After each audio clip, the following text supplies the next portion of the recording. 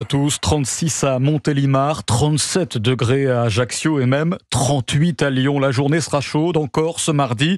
16 départements ont été placés en vigilance orange aujourd'hui, 9 en vigilance orange canicule, l'Ain, les Alpes-Maritimes entre autres. 7 départements seront, eux, en vigilance orange orage dès 15h. Des départements en majorité situés dans le centre de la France. Alors, dans ces conditions de chaleur extrême, il faut se prémunir, éviter les sorties entre midi et 16h, fermer ses volets et surtout boire de l'eau. Cela permet de transpirer et de réguler la température du corps.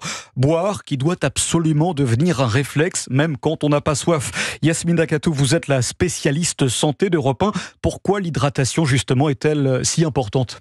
Eh bien, pour maintenir une température normale de 37 degrés, le corps transpire. Et pour transpirer, il faut boire de l'eau. Outre le côté désaltérant et rafraîchissant, s'hydrater permet donc une bonne thermorégulation corporelle, explique Jean-Paul Hamon, médecin généraliste et président d'honneur de la Fédération des médecins de France. Quand l'organisme lutte contre la chaleur, il y a un afflux sanguin vers la surface du corps pour favoriser la transpiration. Et si on ne boit pas assez, eh bien, les vaisseaux sanguins des autres organes, au rein, au cerveau, il y a un risque d'absence d'irrigation par le sang de ces organes vitaux et il y a des risques même de coagulation.